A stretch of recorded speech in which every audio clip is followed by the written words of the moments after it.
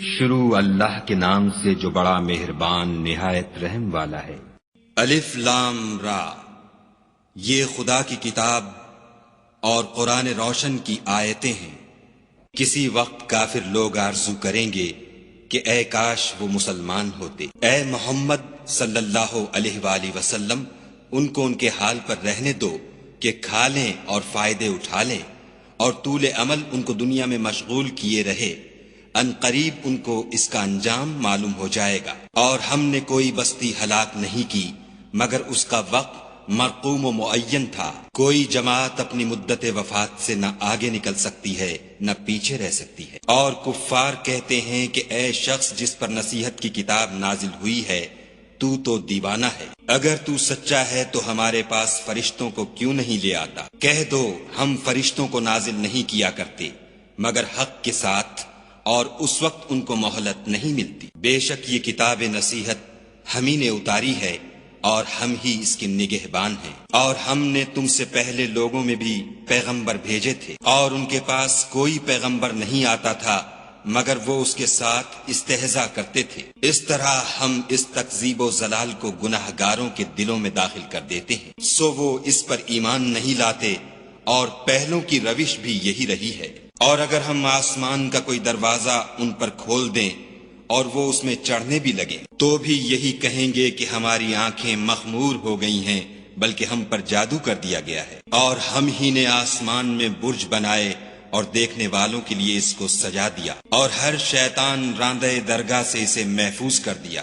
ہاں اگر کوئی چوری سے سننا چاہے تو چمکتا ہوا انگارہ اس کے پیچھے لپکتا ہے۔ اور زمین کو بھی ہم ہی نے پھیلایا اور اس پر پہاڑ بنا کر رکھ دیے، اور اس میں ہر ایک سنجیدہ چیز اگائی۔ اور ہم ہی نے تمہارے لیے اور ان لوگوں کے لیے جن کو تم روزی نہیں دیتے اس میں معاش کے سامان پیدا کیے۔ اور ہمارے ہاں ہر چیز کے خزانے ہیں، اور ہم ان کو بمقدار مناسب اتارتے رہتے ہیں۔ اور ہم ہی ہوائیں چلاتے ہیں جو بادلوں کے پانی سے بھری ہوئی ہوتی ہیں، اور ہم ہی آسمان سے مے برساتے ہیں، اور ہم ہی تم کو اس کا پانی پلاتے ہیں، اور تم تو اس کا خزانہ نہیں رکھتے۔ اور ہم ہی حیات بخشتے اور ہم ہی موت دیتے ہیں، اور ہم ہی سب کے وارث مالک ہیں۔ اور جو لوگ تم میں پہلے گزر چکے ہیں ہم کو معلوم ہیں، اور جو پیچھے آنے والے ہیں وہ بھی ہم کو معلوم ہیں۔ اور تمہارا پروردگار قیامت کے دن ان سب کو جمع کرے گا، وہ بڑا دانا اور خبردار ہے۔ اور ہم نے انسان کو کھن کھناتے سڑے ہوئے گارے سے پیدا کیا ہے، اور جنوں کو اس سے بھی پہلے بے دھوئیں کی آگ سے پیدا کیا تھا۔ اور جب تمہارے پروردگار نے فرشتوں سے فرمایا کہ میں کھن کھناتے سڑے ہوئے گارے سے ایک بشر بنانے والا ہوں، جب اس کو صورت انسانیہ میں درست کر لوں اور اس میں اپنی بے بہا چیز یعنی روح پھونک دوں تو اس کے آگے سجدے میں گر پڑنا، تو فرشتے تو سب کے سب سجدے میں گر پڑے مگر شیطان کہ اس نے سجدہ کرنے والوں کے ساتھ ہونے سے انکار کیا۔ خدا نے فرمایا کہ ابلیس تجھے کیا ہوا ہے کہ تو سجدہ کرنے والوں میں شامل نہ ہوا؟ اس نے کہا میں ایسا نہیں ہوں کہ انسان کو جس کو تو نے کھن کھناتے سڑے ہوئے گارے سے بنایا ہے سجدہ کروں۔ خدا نے فرمایا یہاں سے نکل جا، تو مردود ہے، اور تجھ پر قیامت کے دن تک لعنت برسے گی۔ اس نے کہا کہ پروردگار مجھے اس دن تک مہلت دے جب لوگ مرنے کے بعد زندہ کیے جائیں گے۔ فرمایا کہ تجھے مہلت دی جاتی ہے وقت مقرر یعنی قیامت کے دن تک۔ اس نے کہا کہ پروردگار جیسا تو نے مجھے رستے سے الگ کیا ہے میں بھی زمین میں لوگوں کے لیے گناہوں کو آراستہ کر دکھاؤں گا اور سب کو بہکاؤں گا۔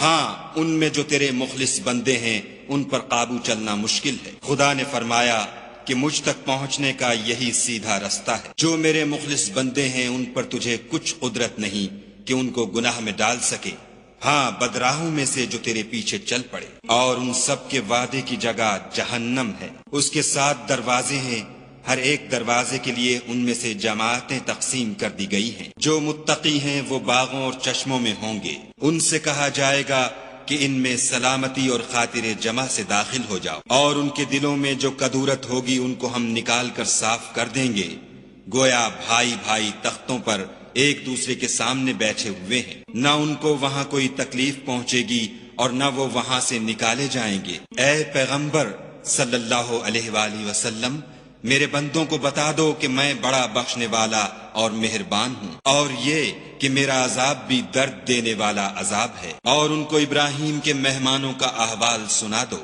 جب وہ ابراہیم کے پاس آئے تو سلام کہا۔ انہوں نے کہا کہ ہمیں تو تم سے ڈر لگتا ہے۔ انہوں نے کہا کہ ڈریے نہیں، ہم آپ کو ایک دانش مند لڑکے کی خوشخبری دیتے ہیں۔ وہ بولے کہ جب مجھے بڑھاپے نے آ پکڑا تو تم خوشخبری دینے لگے، اب کاہے کی خوشخبری دیتے ہو؟ انہوں نے کہا کہ ہم آپ کو سچی خوشخبری دیتے ہیں، آپ مایوس نہ ہوجیے۔ ابراہیم نے کہا کہ خدا کی رحمت سے میں مایوس کیوں ہونے لگا؟ اس سے مایوس ہونا گمراہوں کا کام ہے۔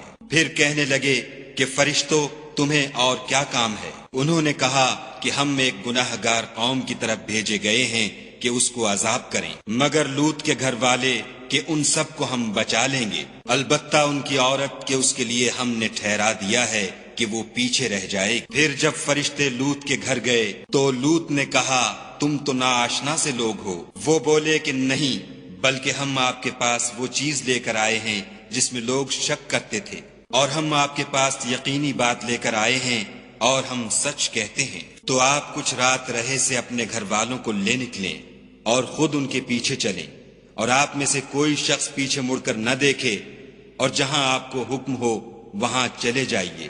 اور ہم نے لوط کی طرف وحی بھیجی کہ ان لوگوں کی جڑ صبح ہوتے ہوتے کاٹ دی جائے گی، اور اہل شہر لوط کے پاس خوش خوش دوڑے آئے۔ لوط نے کہا کہ یہ میرے مہمان ہیں، کہیں ان کے بارے میں مجھے رسوا نہ کرنا، اور خدا سے ڈرو اور میری بے آبروئی نہ کیجو۔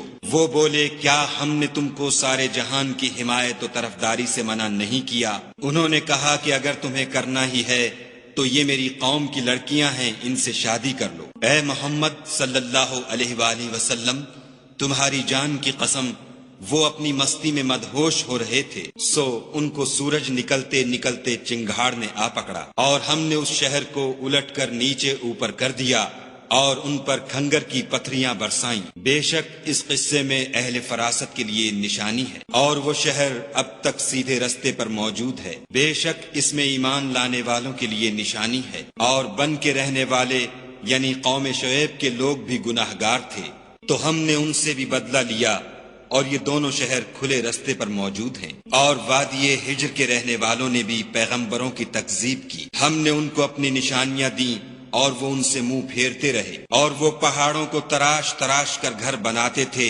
کہ امن و اطمینان سے رہیں گے، تو چیخ نے ان کو صبح ہوتے ہوتے آ پکڑا، اور جو کام وہ کرتے تھے وہ ان کے کچھ بھی کام نہ آئے۔ اور ہم نے آسمانوں اور زمین کو اور جو مخلوقات ان میں ہے اس کو تدبیر کے ساتھ پیدا کیا ہے، اور قیامت تو ضرور آ کر رہے گی، تو تم ان لوگوں سے اچھی طرح سے درگزر کرو۔ کچھ شک نہیں کہ تمہارا پروردگار ہی سب کچھ پیدا کرنے والا اور جاننے والا ہے۔ اور ہم نے تم کو 7 آیتیں جو نماز میں دہرا کر پڑھی جاتی ہیں، یعنی سورہ الحمد اور عظمت والا قرآن عطا فرمایا ہے، اور ہم نے کفار کی کئی جماعتوں کو جو فوائد دنیاوی سے متمتع کیا ہے، تم ان کی طرف رغبت سے آنکھ اٹھا کر نہ دیکھنا، اور نہ ان کے حال پر تعصف کرنا، اور مومنوں سے خاطر اور تواضع سے پیش آنا، اور کہہ دو کہ میں تو اعلانیہ ڈر سنانے والا ہوں۔ اور ہم ان کفار پر اسی طرح عذاب نازل کریں گے جس طرح ان لوگوں پر نازل کیا جنہوں نے تقسیم کر دیا، یعنی قرآن کو کچھ ماننے اور کچھ نہ ماننے سے ٹکڑے ٹکڑے کر ڈالا۔ تمہارے پروردگار کی قسم ہم ان سے ضرور پرسش کریں گے ان کاموں کی جو وہ کرتے رہے، پس جو حکم تم کو خدا کی طرف سے ملا ہے وہ لوگوں کو سنا دو، اور مشرکوں کا ذرا خیال نہ کرو۔ ہم تمہیں ان لوگوں کے شر سے بچانے کے لیے جو تم سے استہزاء کرتے ہیں کافی ہیں، جو خدا کے ساتھ اور معبود قرار دیتے ہیں، سو ان قریب ان کو ان باتوں کا انجام معلوم ہو جائے گا، اور ہم جانتے ہیں کہ ان کی باتوں سے تمہارا دل تنگ ہوتا ہے، تو تم اپنے پروردگار کی تسبیح کہتے اور اس کی خوبیاں بیان کرتے رہو، اور سجدہ کرنے والوں میں داخل رہو، اور اپنے پروردگار کی عبادت کیے جاؤ یہاں تک کہ تمہاری موت کا وقت آ جائے۔